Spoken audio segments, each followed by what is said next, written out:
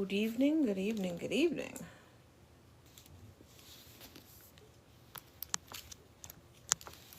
Where's the...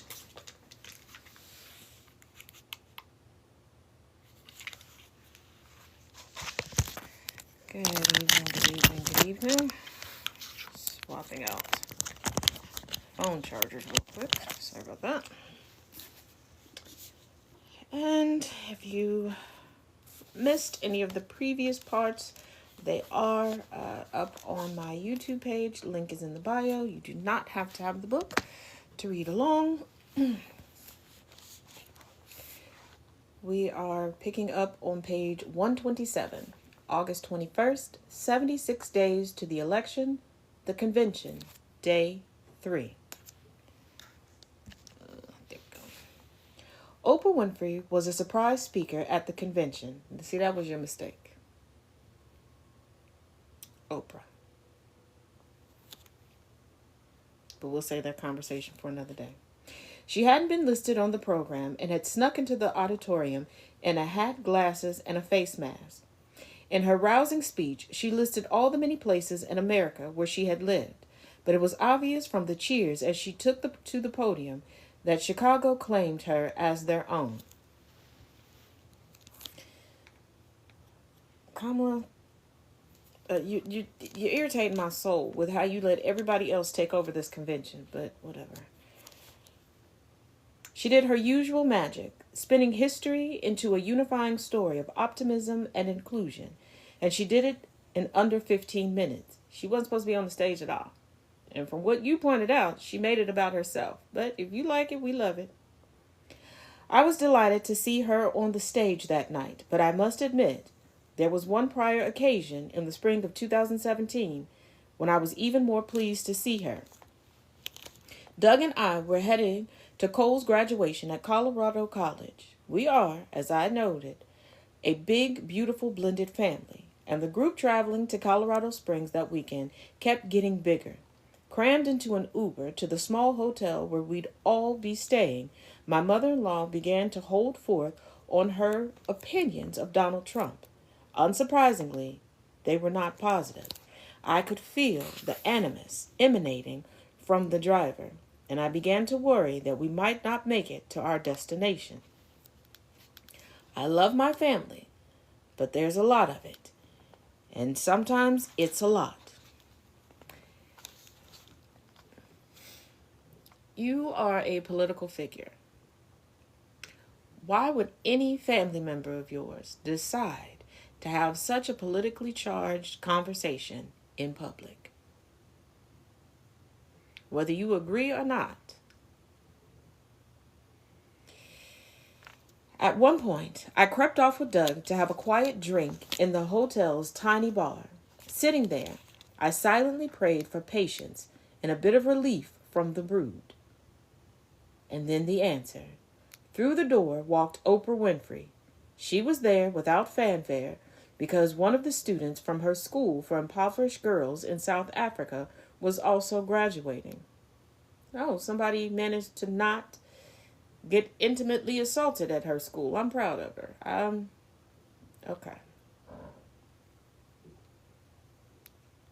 And she'd come to cheer her.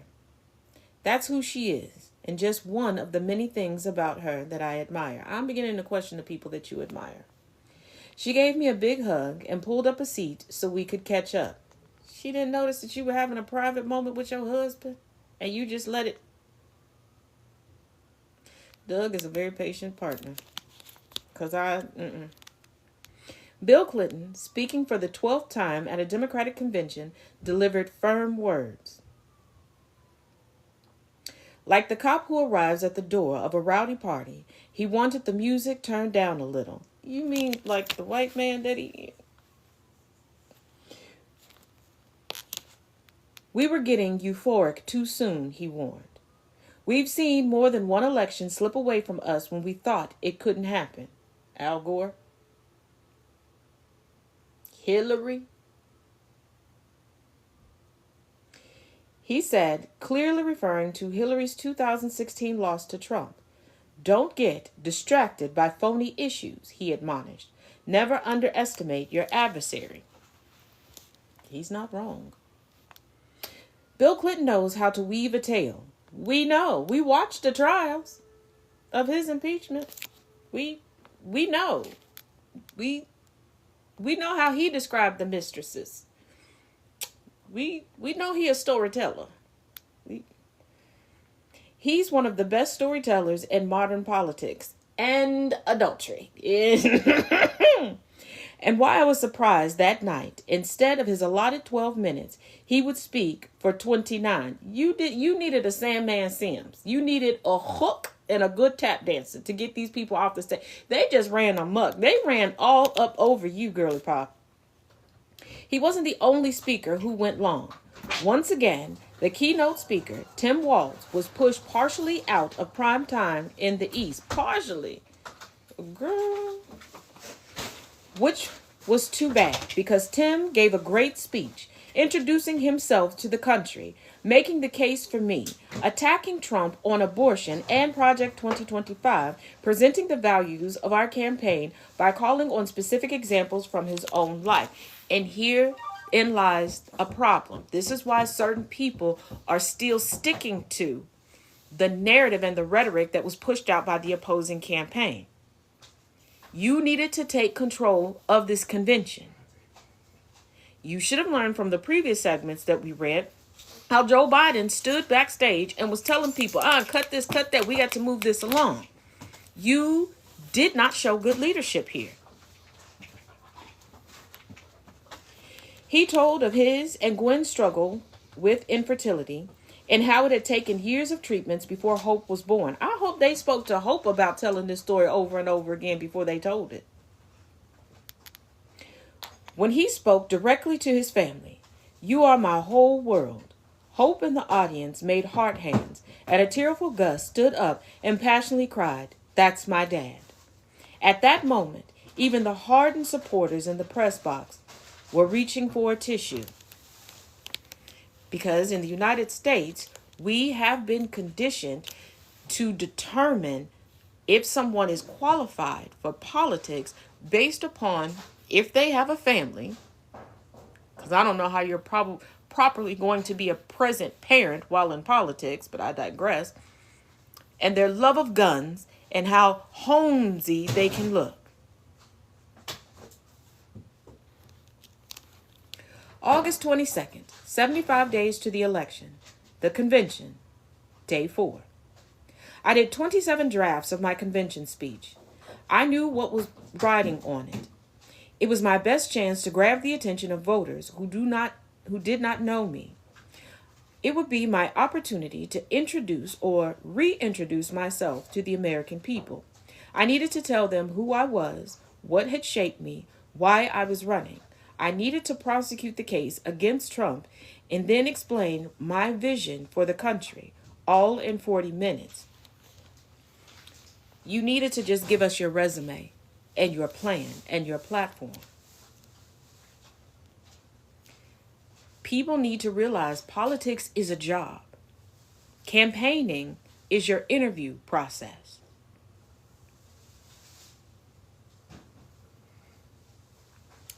It should not matter when determining how to fill a position where someone came from. I need you all to think about when you go for any other interview, they don't ask you about your upbringing because it doesn't matter. As we worked on the final draft, Adam Frankel came down with COVID. He retreated to quarantine in his hotel room. We've been working closely together, and he was terrified he had infected me. Fortunately, he had not. On the phone, we continued to work of refining, line by line, word by word.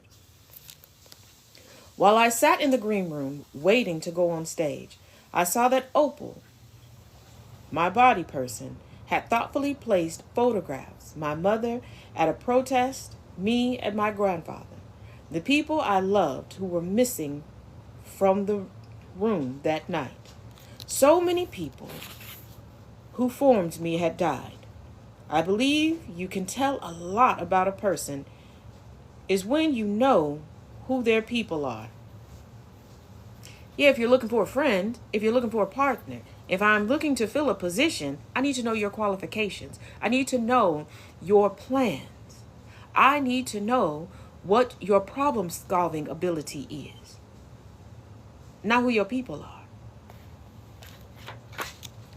But many of my people aren't here.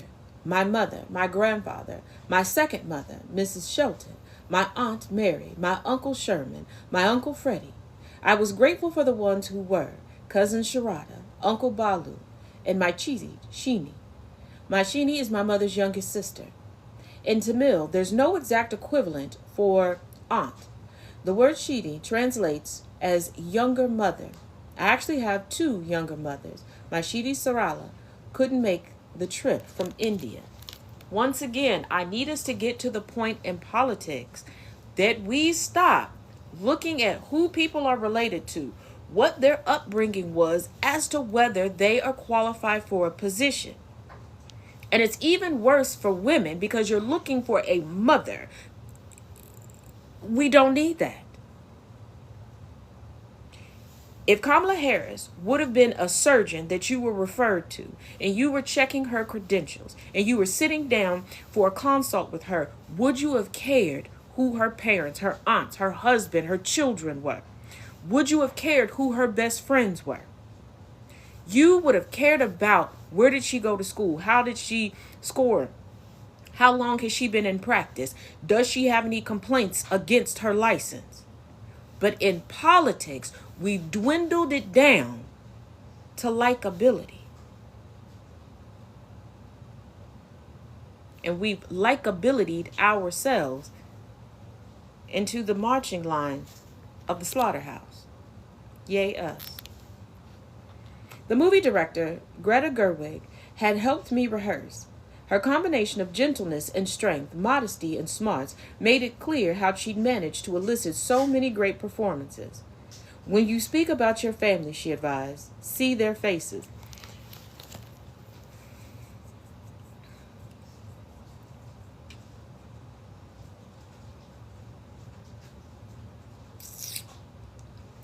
It is amazing that so many people criticize entertainers, celebrities who get into politics or speak on politics because they act as if they're not citizens and under legislation. They tell them to just do their job, but you're enlisting someone to help you act your way through a speech.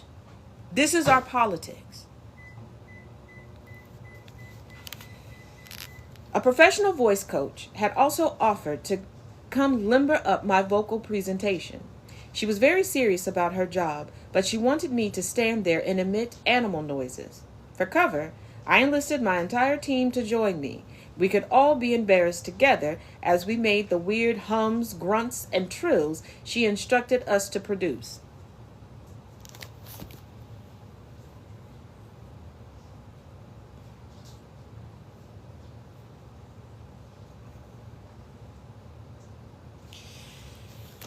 Some of these things could have stayed in an inside voice or a journal.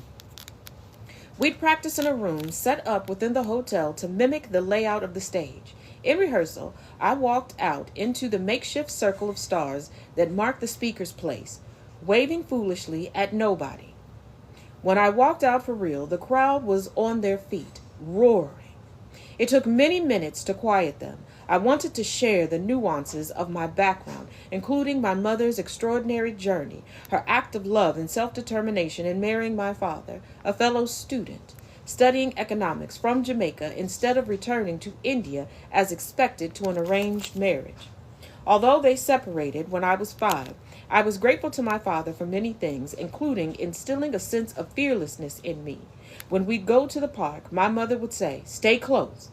But he would say, "Run, Kamala, run. Don't be afraid. Don't let anything stop you."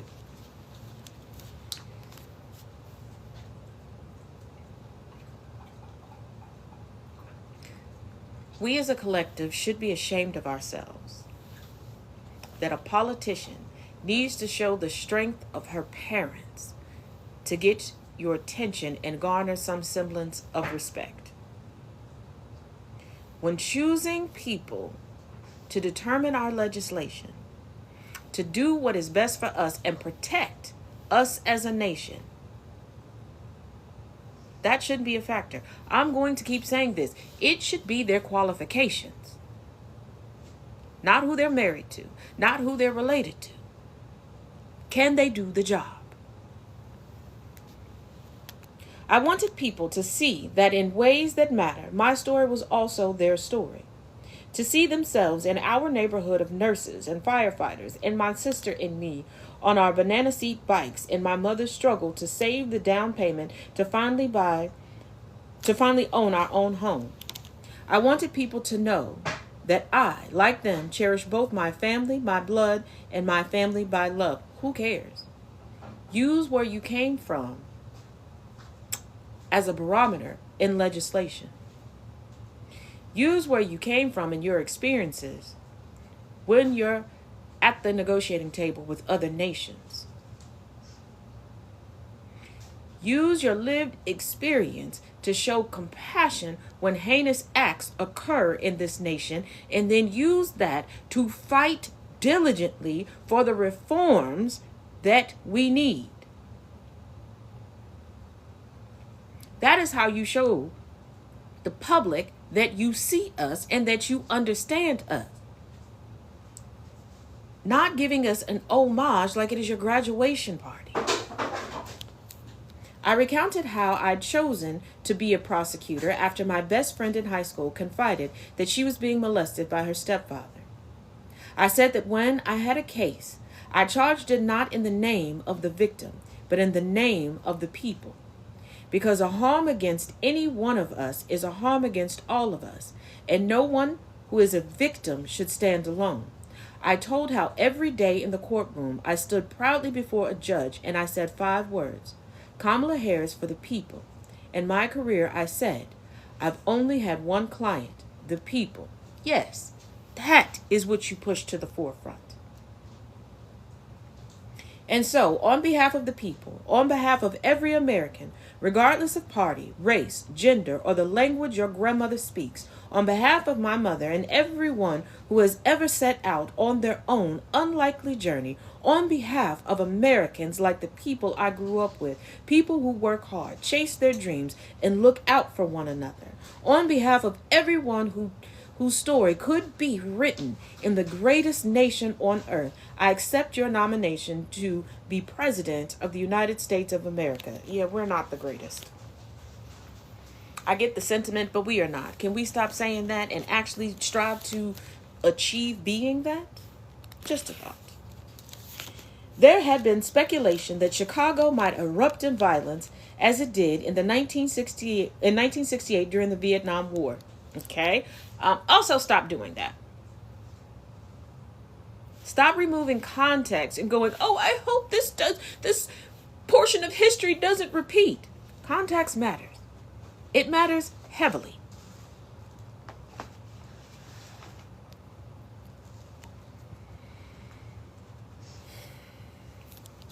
That hadn't happened. Minion's team had worked closely with Chicago police, everyone on the same page regarding the importance of respecting free speech and practice de-escalation if things got heated. The Hezbollah protesters outside the convention remained mostly peaceful. Inside, also, Minion had made sure that every delegation had a veteran whip, someone with long experience of conventions, taking the temperance of their delegates and working for solidarity. But there was tensions and some bitterness that we had not given a speaking slot to a Palestinian spokesperson. I knew that the section of my speech dealing with the Gaza war had a lot riding on it.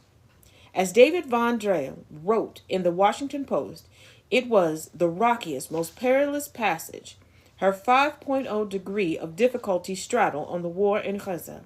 She charged right in and defended Israel. And just as it felt as though the room might split, she affirmed the humanity and suffering of the Palestinians. She then moved into a peroration on the subject that everyone was able to cheer for, and behold, she had her boat through the impossible strait.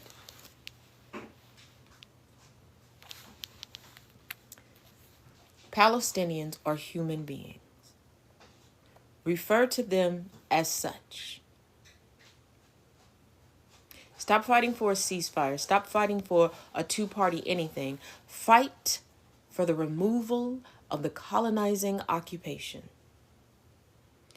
Ask for it. And create some lobbies to remove the influence and impact of AIPAC. Just some food for thought.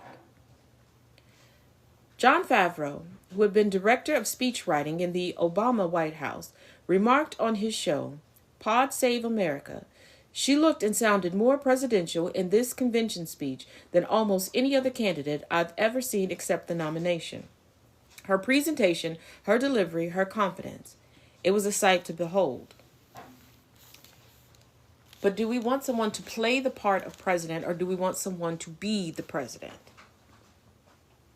We, the people, have to stop requesting a performance and looking for a performance, and stop critiquing things that affect our civil liberties as a performance. That is on us. That is on us to correct.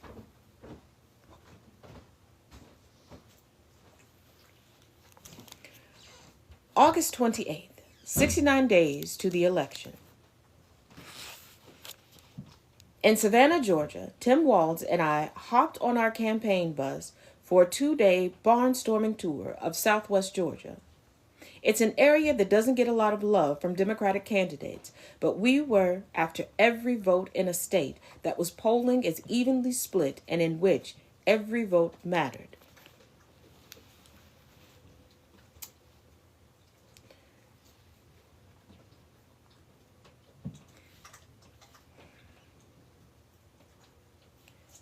Start dividing to conquer and going to places to speak to people, to know that they are being seen and that they are being heard. The votes will come when you actually care about the people and show the people that you care about them. This is something in politics that needs to stop. Just going places because, we just need to capture every vote. If you actually care about people and show them, the votes will come. The support will come.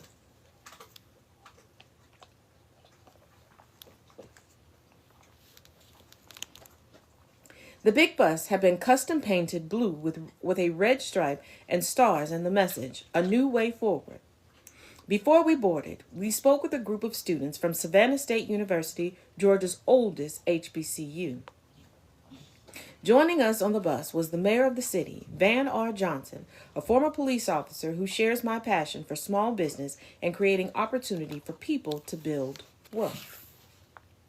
We headed out of the city, through woods draped with Spanish moss and lush wetlands, to Liberty County High School in Hinesville, where the school's marching band played for us. I told the band members that I, too, had been in my school band. I played everything from the French horn to the kettle drum. With the horn players, I shared that I'd given up the horn because it involved entirely too much spit. I understand that. Tim and some of my team members later said that they were surprised to learn about my one-time musical prowess. It was another example of how there were so many more ways to connect with people. This is why it's important to go out and just talk to the common person. Meet them where they are and stop going out all stuffy in suits, politicians.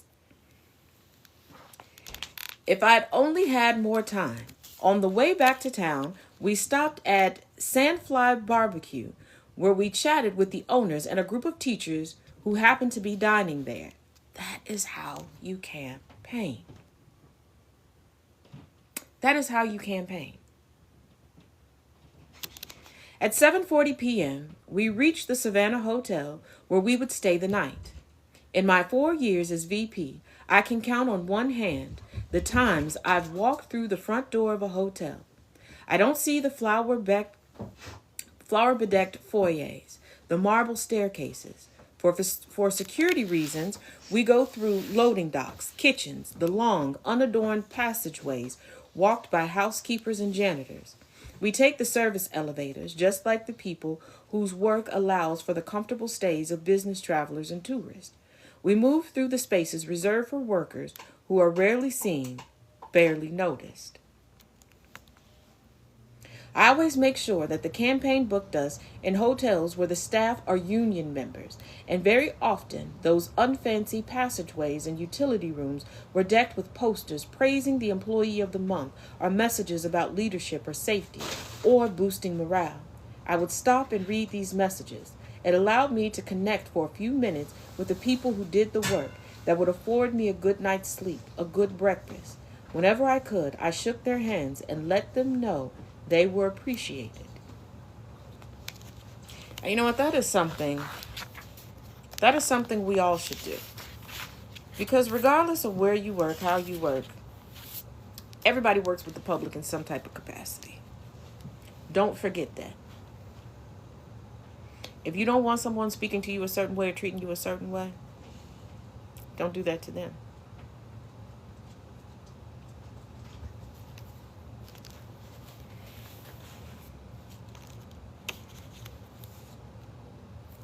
August 29th, 68 days to the election. First interview. I left the campaign bus and stepped through a warm Savannah rain into the restaurant where my first major interview with CNN's Dana Bash was to take place. Kim's Cafe is a family-owned soul food restaurant that supports causes such as literacy and young entrepreneurs. We love that. Famed for its generous portions of oh my God. Okay. Sorry. For those of y'all that are new, we're all reading this together for the first time. Okay? I don't read ahead. I don't do any of that. Lord Jesus. Okay.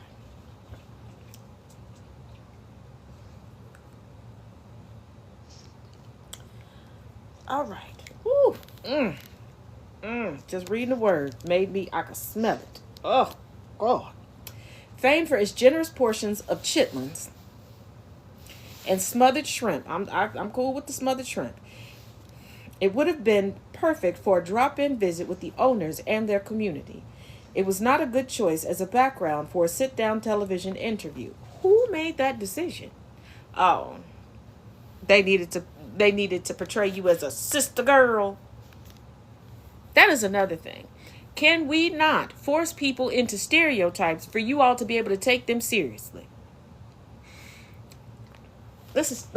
Real quick, let's stick a pin in this. For people who always say in the United States, why do you bring up race? Why do you bring up race? Race is not important. This last presidential campaign and a couple others that involve people of color, especially black folks. Y'all always want the black people to prove that they're black by fitting into some type of stereotype. Like, why would you choose a popular soul food restaurant for international interview of a presidential candidate?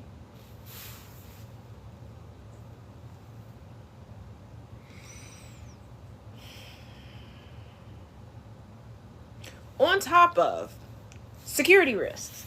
But, you know,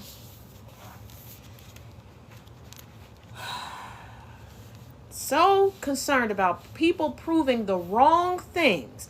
People having a checklist as to who they will vote for based upon the wrong things, not qualifications, not how they can handle things under pressure. No, none of that.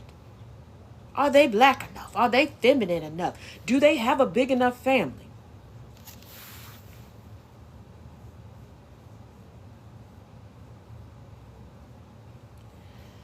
Yeah, I've heard the same thing, Nightbird, that you should cook chitlins at home. I don't want to cook chitlins at home. I don't want to eat chitlins. I don't want to smell. I don't want to. I got intestines. I don't need nobody else's. Mm-mm. Mm-mm.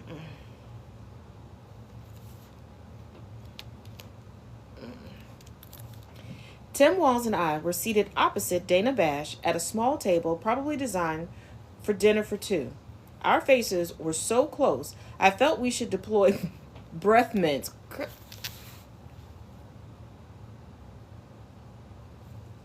Who breath was a little tart, Kamala?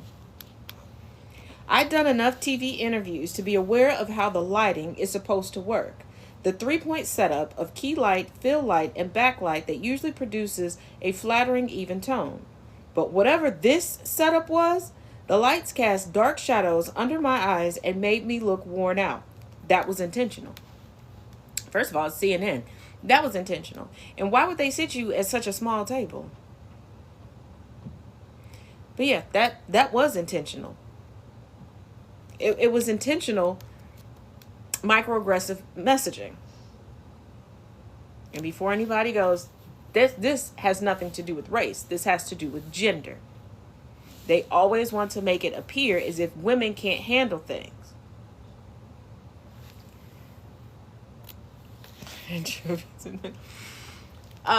Because here's the thing. Misogynists and the patriarchy always say that a woman's job is to run the household and all that it entails. I want you to think of what it takes to properly run a household. It's beyond cooking and cleaning and okay? And you have men who are like, I'm not doing that in the house. I don't even know how. I didn't learn. But you don't think women can lead. You think women are going to be worn out by that. The same women who even that take career fields outside of the home and manage their home and raise children, you think can't handle that. Just like it's weird that people will talk down on men who cook in the home, but when they're at a restaurant, they don't want the head chef to be a woman.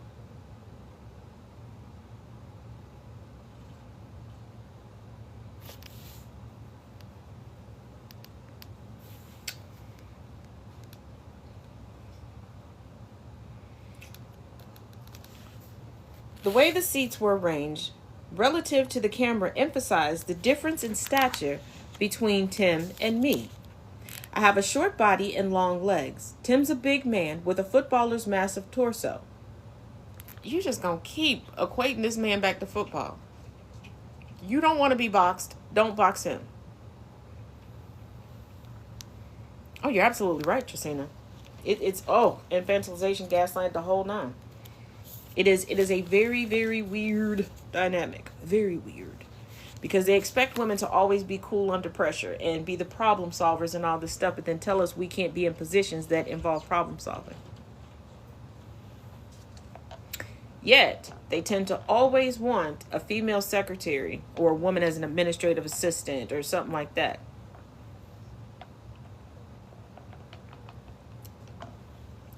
And anybody who's ever worked in an office setting, we know who really does the work in the office as far as positions and titles. Seated next to him, at that angle, I had to keep glancing up at him. Not a good look. Once again, it was intentional. It was intentional to make you look small.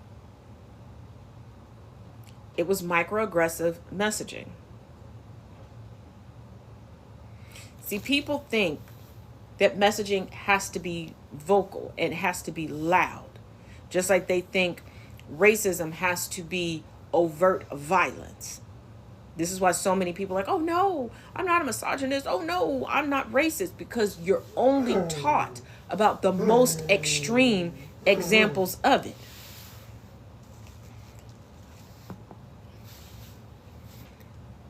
And nothing more. So this is why people argue against it. But yeah, that's exactly what's going on. And I'm quite shocked she didn't realize that. And once again, and maybe she will correct this. I don't know. Like I said, we're reading through this together for the first time. But this is one of the times she should have stepped up and said, hey, is it possible we can move to a different table?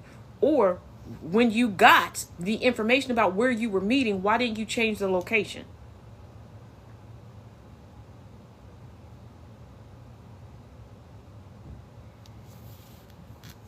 Like, along the way, her own party and others are challenging her ability to lead by doing these things to see if she will step up and at least advocate for herself. And a lot of people watching, if they don't believe you can advocate for them yourself, they're not going to believe that you can advocate for anyone else. And this part I'm telling you from experience. Because there was a point in time where I didn't have a voice and I couldn't advocate for myself. But I was trying to advocate for other people, and they were looking at me like, girl, if you don't sit down. And they were right to do so. We'd wanted to do the interview on the campaign bus, but the Secret Service had said no. There were too many security features on the bus that might get revealed in a camera shot, which is true. After Trump's close call, that was not a close call. That was a choreographed performance. Okay, I did not know that Trump had such acting chops. Kudos to him. He has a second talent outside of a lion. The agents were even more than usually cautious. Hold on. Let me go back to make sure I get the. So they're still in Georgia. You could have chosen a library.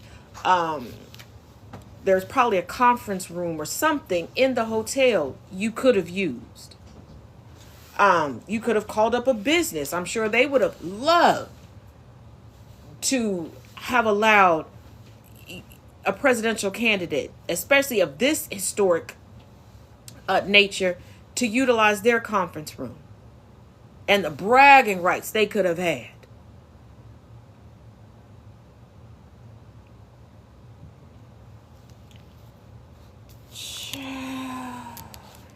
As a candidate, moving fast through the blur of the campaign, you can't micromanage every detail, but you can micromanage the important ones. Or at least delegate to somebody who is going to properly advocate for what is best. I gotta say, this is not showing good leadership. It's not. Don't get me wrong, I have a lot of respect for the woman. But criticism abounds.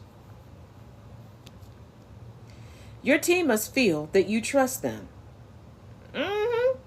And your team must also be told when they mess up. If you're constantly second guessing them, it's bad for morale. If they can't get it together, then it's time to get a new staff.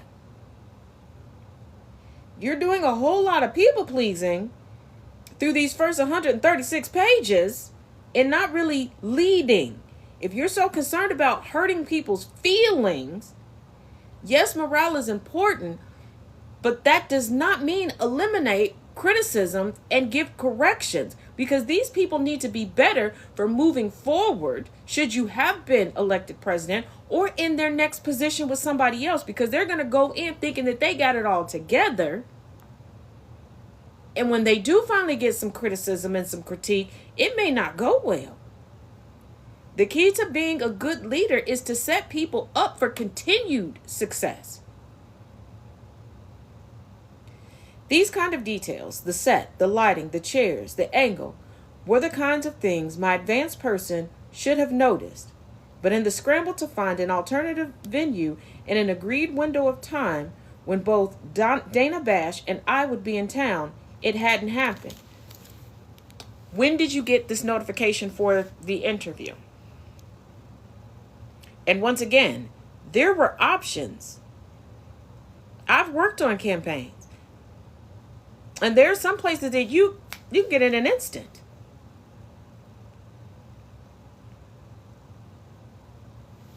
And one really quick way, instant to get one, is a library.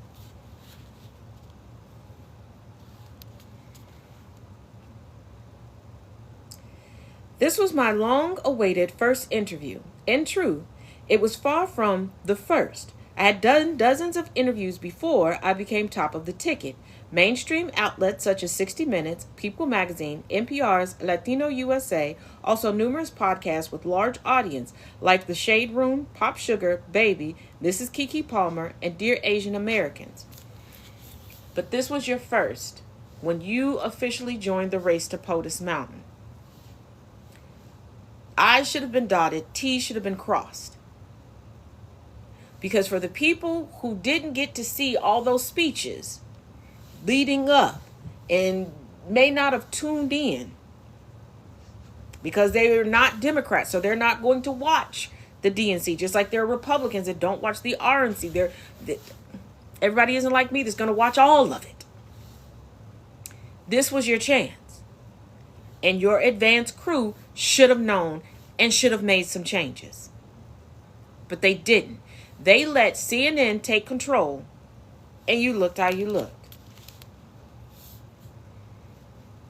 There have been a lot of chatter about the timing of the first interview after becoming the candidate, that I should have done it sooner and followed quickly with several more.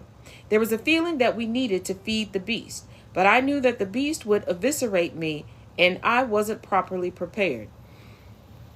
No, I agree that you should have done it in your own time because, one, that shows leadership and control. But you're not following through with the leadership aspects, which is concerning.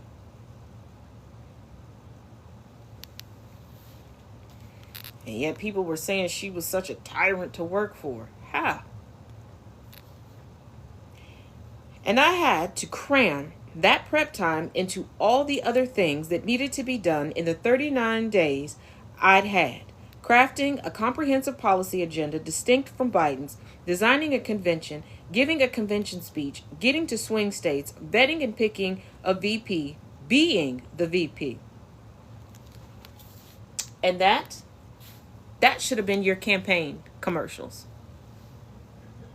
Reminding people of how many hats you had to wear. Reminding people of the timeline that you were getting all of these things done, because that was being lost in the sauce.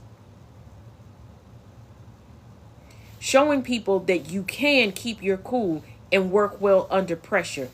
That should have been the messaging you put out. That is the biggest opportunity that you missed. Because a lot of people don't understand everything that goes into a campaign. And Trump started campaigning earlier than anybody else in the history of campaigning in the United States. And you had less time than most candidates. That's what you should have reminded them of. I wanted to do the interview as soon as possible, but I couldn't get away with doing it badly. I'm not interested in doing jujitsu with reporters, ducking questions, or obfuscating. I don't know why I struggle with that word, but we're going to get through it. I want to be thoughtful and responsive in my answers, no matter what is asked. I needed to be sure I was ready. And this is why people had doubts. This is why people had doubts. You are the sitting vice president. You're vetted with all the information daily. You are briefed on everything that was being talked about. Trump's only daggers towards you were your race that you didn't want to talk about, which understandable, and policies from the Biden administration. That's your zhuzh. That's what you...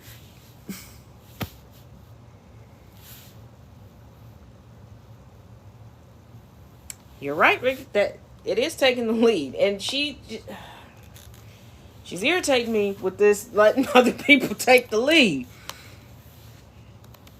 As a former prosecutor, you keep telling us about your former prosecutorial days, but you're not showing us your former prosecutor. Like, ooh. I know the importance of being prepared. And I think you were too focused on being prepared for a campaign, forgetting that you already had the information, that you've already done interviews on this stuff, that you're already battle tested and ready. You're doubting yourself, and it started to come through and seep through. Early in my courtroom career, when I was still a law clerk, I'd been prosecuting a case that required showing the jury elaborate maps. Explaining one of the maps, I'd become confused about north and south and had to keep correcting myself in front of the jury. After the trial, which I won, the judge had called me to his chambers and read me the riot act. "Don't you ever do that again," he chided.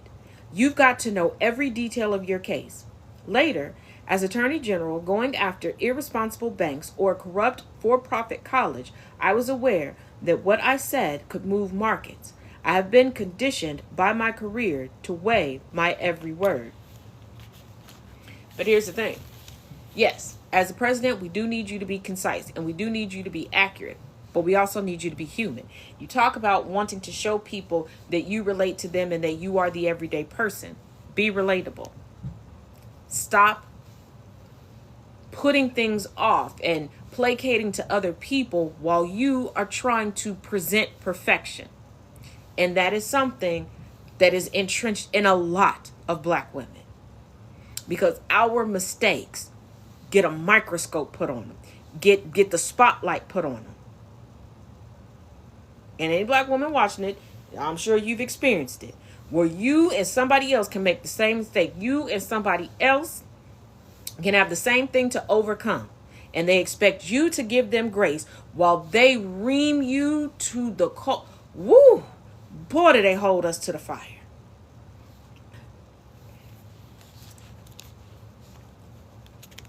I wanted the interview to be flawless. I needed my A game. I didn't bring it, and that's on me. And you didn't bring your A game because you were too focused on perfection. Bash's first question: if you are elected, what would you do on day one in the White House? It's a cliche question, and I should have expected it and had a pat answer in my pocket about the executive orders I intended to sign. The truth? Day one is performative. That's not when the big problems are going to get solved. And honestly, that was your answer. We're going to stick a pin in that right there for tonight, and we'll pick up tomorrow with that. But that should have been your answer. A lot of what she should have said, what she should have done, she's put in this book. She was looking for the perfect answer to impress people instead of being honest and educating the people. We need a society that increases in intellect and maturity in all categories. But we can't get that way if our politicians are performing for us and underserving us.